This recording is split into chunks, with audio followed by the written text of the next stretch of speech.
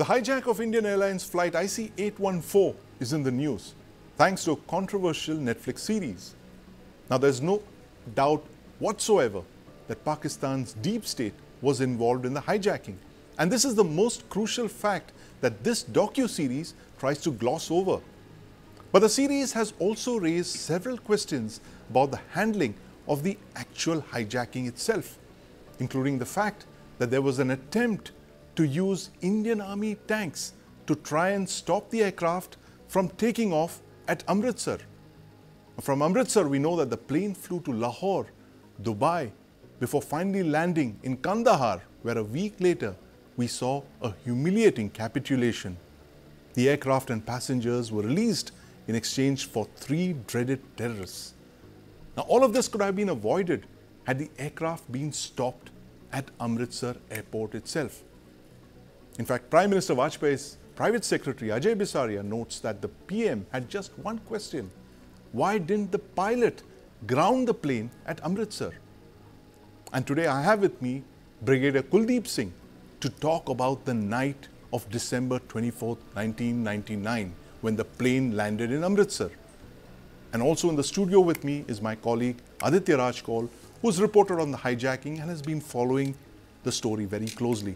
Gentlemen, welcome to the News 9 Plus show. Thank you. Brigadier Singh, I want to start by asking you to describe for us what happened in Amritsar on the night of December 24th. You were posted there, you got a call. What were you instructed to do? Sandeep, I was commanding an armored regiment in Amritsar at that time. And in fact, we had a dinner planned for some friends and senior officers that night. But for some strange reason, there was late, and at just a little past 7 p.m., a senior officer of the formation that we were under in Amritsar called me on the phone and gave me a brief rundown on what was transpiring at that time, and asked me that if I was in a position to move a troop of tanks towards the airport and await further orders. So we were still on the post Kargil alert, and therefore I was able to get 3 tanks, that is a troop of tanks, suitably armed, which were on alert duty, moving on their tracks, not on transporter, but on tracks towards the airport through the intervening training grounds from Khasa onwards. Now, incidentally, my superiors had also placed some specially trained infantry platoons on alert. Part of this army formation at Khasa, Amritsar. Yes. The tank reached a crossing point on a drain, which is just, southwest of the airport, halted there, and we waited for orders. Now, however, between, I think, 7 to 10 minutes later, we saw the aircraft take off. And with that, the window of opportunity for an operation by the security forces totally disappeared after the plane left. Brigadier Singh, tell us what your orders were. Were you given specific orders to go and try and block the aircraft? Were you asked to fire on the aircraft? What were your orders generally? No. There was to be firing. Firstly, we had carried no main gun ammunition. Right. And you do not use main gun ammunition against aircraft in which there are passengers. We were with the standby, the alert troop had all the machine gun ammunition. As you know, the tank has got 3 machine guns, so all the ammunition was there, and that was deemed sufficient, plus the personal weapons of the crew on their weapon. So that was there. So we had orders to go there and wait and plan out the various options that we would exercise. So what happened was that once we reached the airport, the drain, we positioned ourselves, and all that separated us from the runway and where the aircraft was a drain and a fencing.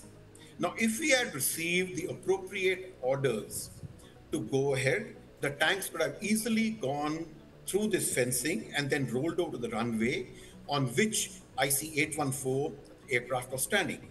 At that juncture, my interaction with everyone revealed that we had very sparse information on how many hijackers were there and how well armed or poorly armed or whatever it was they were.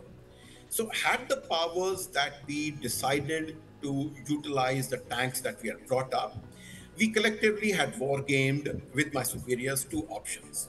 Now, the first option that we had thought out was to move the tanks and position them slightly away from the aircraft in such a manner as to deny the use of the runway to the aircraft and thereby try and impose attendant delay as negotiations were conducted to remove the tanks, etc. Now, that would have led to a delay.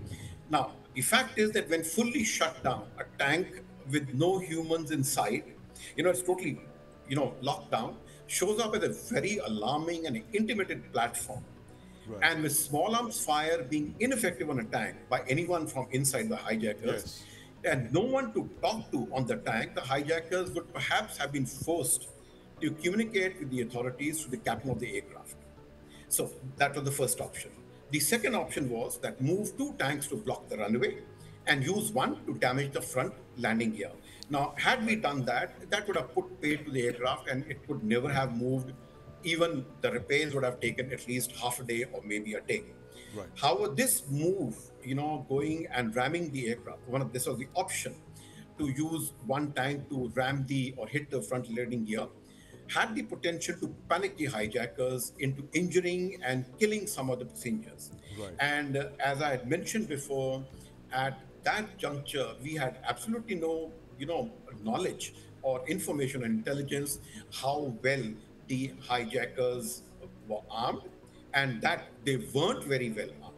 So perhaps, in hindsight, hindsight is 2020 and it's easy to conjecture on this. Right. But these are the two options that we had, Absolutely. thought of. Fascinating story there. Aditya, have you heard the story before? This is the first time that Brigadier Singh has spoken about this publicly. He has written about it in the past, but this is the first time that he's coming on air to speak about this possibility of what could have happened in Amritsar that evening, that night in fact. Aditya, what are your thoughts after listening to Brigadier Singh? Well, I'm still trying to absorb this because, this is huge. Yes. This is a big, big development. It's a big Right. revelation of how the Indian Army was very well prepared. Right. They were at the doors of the Amritsar airport. I have Yes. gone to the Amritsar airport Yes, the several Raja times. Sansi airport. Yeah. Yeah. And if he's saying he was near the drain and Yes. the fencing, it could have taken less than 5 minutes Yes. for them to actually put the, this is actually a big move that Right. the tanks could have been near the aircraft if there were 2 to 3 tanks. Yes. They could have blocked and there could have been a significant delay. Till that Yes. time the negotiations could have happened instead of plane moving to Lahore, to Right. Kandahar and other places. And we still do not realize that how much ammunition these people had. Yes. And even Rupin Katyal, Yes. his throat was slit. Yes. But we were not exactly clear if the pistols were real at that time, if the Right. pistols really were being used, etc. But a significant time was lost. Another thing, Sandeep, that comes to Yeah. my mind was that there were two entities, or should I say there was one individual and one group, that is the CMG, Crisis Yes. Management Group, and NSA Brajesh Mishra. Right. These were the two people or the two groups that had to take a call, Yes. that had to realize the consequences, realize that time matters, time is of Yes. essence, and finally take a call. But instead what we see Jaswant Singh engaged in a conversation Yes. separately, Brajesh Mishra separately trying to see what is happening, Right. CMG unaware of how to control things, and they are completely relying on the Punjab police and the commandos Yes. to do something, but the Punjab police also wants a go-ahead from their Yes. chief minister. They also want a go-ahead from the central Yeah. authorities, but they have been almost given a free hand that do Right. whatever you want to do, but Right. no instructions really coming in. Yes. So time is of essence when such a hijacking is Right. happening. And Absolutely. with this new revelation, it's Yes. amply clear that there were options. Right. The infantry was there, the tanks were there. Yes. There could have been a significant delay that could have been reached at. And Right. it's true that it's been 25 years. Yes. But of course, with this new revelation, it's clear that the government of India could have acted in a different manner. Could have and acted Rupin decisively. Katyal's Yes. life could have been saved. And the biggest of all, the plane wouldn't have reached Kandahar. The plane Masood wouldn't have- Azhar couldn't yes. have been, released. Absolutely. And that would have been massive. History of Jammu and Kashmir, history of the terrorism in India would have seen a complete shift It's if this exactly, wouldn't have happened. absolutely, you've hit the nail on the head, Aditya. This one incident was a turning point in Pakistan's deep state war against India, and in fact, the terrorists that were exchanged. I'm going to come to that a little later on. But One last point that I have, because I've, after this IC-814 Netflix series, Yes. I've tried to research each and every hijacking, Yes. at least 15 or 16 of them. And in one such operation, there was a person called Manjeet Singh who had hijacked an aircraft, I think, around Jodhpur. Yes. And taken that to Amritsar. He wanted it to go to Lahore. Yeah. And there was an operation launched by the commandos of Punjab Police Yes. at the airport, and Manjeet Singh was killed. Yes. He was an electrician Right. who wanted basically Akali Dal and the Prakash Singh Badal government to be there, Yes. etc. So there have been operations there, and who better than Indian Successful Army operation. to do yes. Who better than the Indian Army? And thank you, Brigadier Singh, for highlighting that very unknown chapter of the IC-814 hijacking. But, you know, did you go back, Brigadier Singh, and speak with your colleagues, your superiors, about this whole operation? And, you know, is there a sense of, you know, wistfulness, like what could have been if we had stopped the aircraft there in Amritsar that night? You know, the history possibly of the whole operation would have been very different. You know, of course, as you mentioned yourself, hindsight is 20/20. Hindsight, vision, it's perfect vision, right? But it's always instructive to study what went wrong. And I was reading this piece by KPS Gill, where he mentions that, you know, there were so many authorities, there were so many people who were calling, there were so many lines of communication that nobody really knew what was going on. What's your appreciation of this, Brigadier Singh? See, I am not privy to the, at that time, at that juncture, we were very busy with, getting information and, waiting for the orders. Right. So it's much later, when I was in the National Security Council, that we understood what exactly had gone down. Right. And a little later when we saw the classified, post-even analytic, reports, etc. and all that. But my point is that there was utter confusion. Nobody really knew, what these terrorists had. And to a fair extent, people had tried to assume the worst. And everybody seemed petrified that in case they, launch an operation. In Yes. fact, on a very lighter note, I mean, I'm not trying to make light of this issue, Yes. but, me and the squad commander and there was a young captain with me, we were just, after the plane left, we were just joking among ourselves. Not joking really, we were just, having a light-hearted conversation. And, someone said, sir, if you had given the orders, there would have been two things. Either you would have been a hero, or you possibly would have been lined up and shot in case, they were the same. I mean, it's very easy to say in hindsight that, they were lightly armed, and we did discuss that, Right. and very frankly, there was that I could have been, our regiment could have been, Yes. or the formation could have been very heroic, or, if they had large number of weapons and they had decided to massacre a large number of people, we would have been responsible. So, I mean, those are the dynamics which went on. Absolutely. I think one of the main reasons was this issue of this fear of casualties, Right. Absolutely. Fear of casualties. And, knowing you all these years, Brigadier Singh, I absolutely no doubts in my mind that if you had been given the orders, you would have charged with your tanks, and possibly the history of the subcontinent would have been very different. True. But, Brigadier Singh, I want to ask you, if you've seen the Netflix series, what are your thoughts about what actually the filmmaker is trying to convey in the Netflix series? I have not watched the Netflix series, and therefore I'm not in a position to proffer any comment about the veracity of authenticity. You see, as Director Intelligence Coordination of the Defense Intelligence Agency, I'd helped and raised, operationalize the DIA. Right. So virtually from 2002 onwards till 2016, and in my later position as the Principal Director in the National Security Council Secretariat, I was heading the Defense Wing, whose charter was also included intelligence gathering and handling at the operational as well as strategic levels. I was privy to the post-even classified analytic reports. So we really know what went down, and what went up and how the whole thing transpired. Right. But there is one comment I would like to add. This fear of casualties Yes.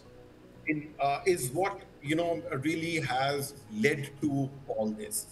Israel's Hannibal Directive, which was Right. outlined, if you call in 1986, I think 1986, Yes. and likely named after Hannibal, the famous general of ancient Carthage, Right. who took poison rather than be captured by the Romans, Right. allows the Israeli security forces to open fire on enemies, even if when they Yes. are holding Israelis I, hostage. actually, Even to the Brigadier risk. Singh, I'm going to come to that question, in a few minutes. But I just want you to dwell on that aspect that you mentioned, that you've studied the IC-814 hijacking very closely when you were in the national security establishment.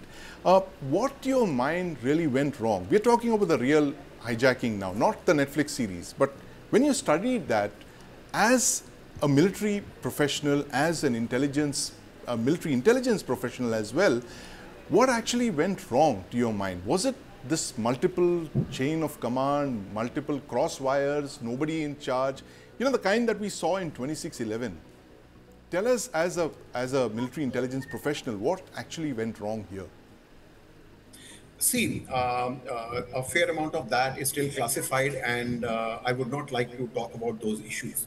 But the fact also remains that once the plane had landed at Amritsar, Yes. every effort should have been made to ensure that the plane was not allowed to take off. Was not Right. allowed to take off from Amritsar. Yes. And so that is actually where the thing, and I think one of the basic thing was, like very rightly you mentioned, the multiple chain of commands Yes. and the, inability to take a decision on this Right. entire issue. Right. Absolutely. Multiple chain of command, Had, inability somebody to down the take a line, decision. everybody seemed petrified Yes. of the fact that the hijackers had threatened to kill, Right. and injure or maim or kill various people. So that is, I think, what acted as a constraining factor. Yes, absolutely. And Aditya, it's been 25 years, and we have to actually thank the filmmaker for making that lousy documentary. But on another note, to actually, revive our whole telling of that shameful incident. 25 years later, do you see merit in issuing a white paper in what actually went wrong, so that we learn lessons from it? Absolutely, no doubts about that. I mean, Israel does that Yes. in many ways, that they learn from mistakes. Right. They do not repeat mistakes. And I'm sure we have also done that internally. Yes. The National Security Council Secretariat or other security and intelligence Yes. wings of the government, they often go to the drawing board again Yes. and try to understand the loopholes, the mistakes that were committed. But in this particular case, again, I'm also glad that this documentary came in. Yes. Not that great. I have been repeating from the very first day, apart from the facts, apart from the realistic image or the nuances of the Yeah. documentary, it's a badly made documentary, even Yes. from standards of a filmmaker, Right. where cinematography is concerned. But, it's important to understand, because IC-814 is one such historic event Yes. that has shaped India and Pakistan's history in many Right. ways. Absolutely. The kind of terror attacks that Masood Azhar did, the Daniel Pearl killing, the Yes. 9/11 attacks, Umar Sheikh, Mushtaq Latram, Yes. and biggest of all, Masood Azhar, Yeah. who are alive right now Yes. in Pakistan and continuing to get, state, they are almost state guests. State guests, So it's exactly. important to understand. Also, a lot of reality isn't out there. Yeah. NSA Ajit Doval was there along with Yes. 2 to 3 other negotiators from the IB and the RNAW. Right.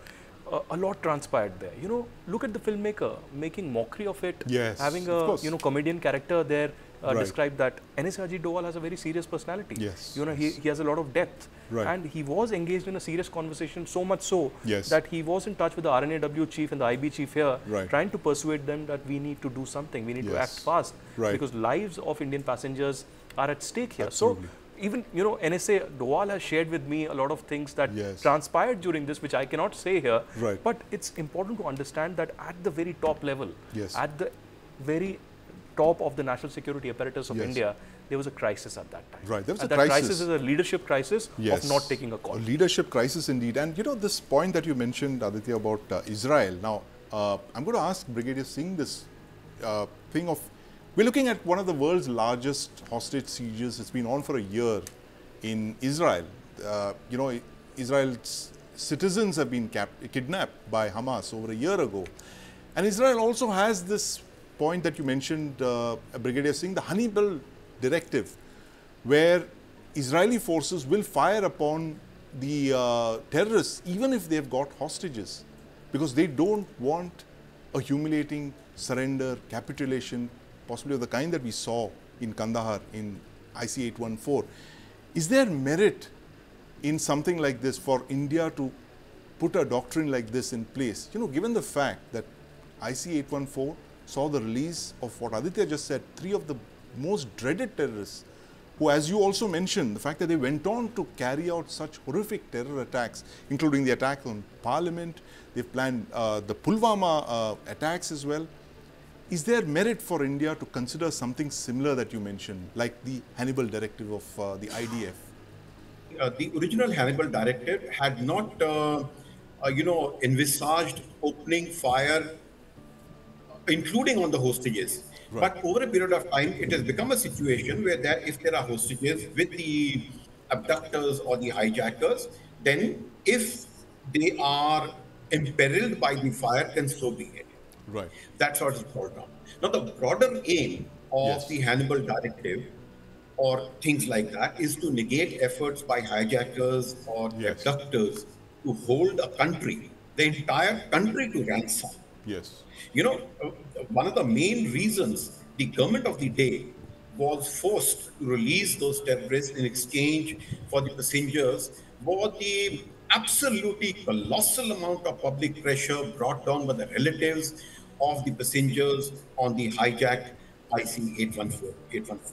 And they were joined by politicians of all hues, Yes. and the government had to succumb. Whereas I am 100% sure the government had no intention of initially releasing those terrorists. Right. Now, these people, like the relatives of these people, are part of the same sad construct, which during normal times, orally render very eloquent sermons on bravery and nationalism Yes. and how the nation is above all to everyone, but are the first to give in when one of their own is imperiled. All Right. concerns over the nation and its security and the dimensions of that event are conveniently glossed over or abandoned. Yes. Now, given the post-release carnage, which is released by the released terrorist, as was brought out by Mr. Kaul, to me, both then as also in hindsight, Israel's Hannibal Directive holds great lessons. Hundreds of deaths attributed to the vicious actions of these terrorists post the Yes. release could have been avoided, and the attendant conflict and chaos that went on later could also have been avoided. Now, the problem is that in democracies, these things happen. Even India has said many times we will not negotiate with hijackers or abductors, etc., and all that. But then, you see, we tend to give in because those are the dynamics of, democracy. Now, we are a very large democracy. So, I mean, it is easier said than done. But I think, in my personal view, there's a need for the government at that time to also reach out to the people and Right. explain to them that, look, if soldiers, etc., the common man, when there's a war, many civilians also die or are, injured or maimed. So for the cause of the nation, sometimes, you have to take a call which may not be, for I would say, the good or the convenience of everyone or Right. every listener. So I think, there is a requirement for the government. And I'm sure that this government is tough. Okay, and they perhaps, if the time comes, I think maybe things may be different as had happened earlier. Things may be very different indeed, and we've seen proof of that in recent years. But thank you very much, Brigadier Singh, for highlighting one of those unknown chapters from the IC-814 hijacking. The fact that the Indian Army was also involved in the operation to try and stop the aircraft before it took off. That did not come to pass, and unfortunately, the battle for IC-814 was lost on the ground in Amritsar, and history wrote itself in Kandahar. But thank you very much for joining us and revealing that unknown chapter from IC-814 in Amritsar, Brigadier Singh. Thank you very much. Thank you, Aditya, Thank you so for much. joining us this evening to talk about this unknown chapter from the IC-814 hijacking. You're seeing it here on the News 9 Plus show for the very first time.